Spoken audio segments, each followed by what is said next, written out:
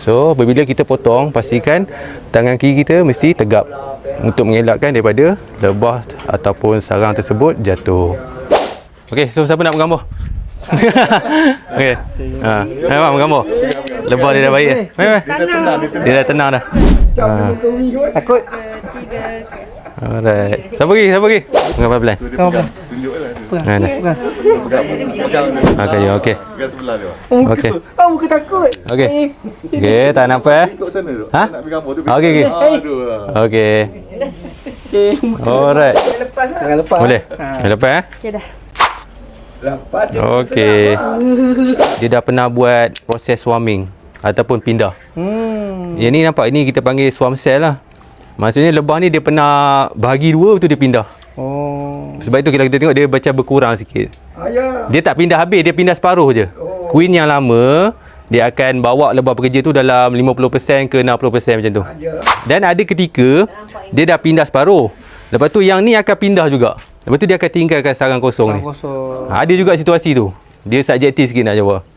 So lebah yang ni dia tak agresif sangat macam lebah lalat yang satu lagi. Lebah ni kita boleh buat main lagi dah. Itu dah boleh tengok tu. Dia okey, dia tak agresif sangat.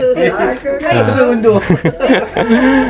Contoh madu dia buat bahagian atas, yang bahagian sini bibrit ataupun kita panggil pollen, kalau abang pernah dengar lah. So pollen ni sebagai sumber protein bagi dia. Sebab lebah dia tak makan serangga lain. Dia tak macam tebuan. Tengok macam ni, nampak? Macam ni lah. Kalau abang cakap lebah nak kita ternak tu, lebah picerana tu. Itu kecil queen, leceh. Tapi leceh tak leceh kena cari juga. Tengok kamera. Okey, bagi boleh. Tak. Agak pusing. Okey dah. Okey, boleh. Kita boleh join lah. cover betul raja tempat. Lebah ni kita dah pindahkan dekat tempat yang lain.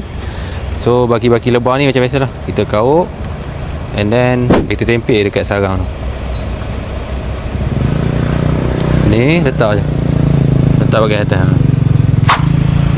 Okey, tu slow tu kita tempel kat sini. Tengok je tu. Okey, tempelkan dia, nanti pandai dia. Itu saja perkongsian daripada saya. Okey. Bye bye.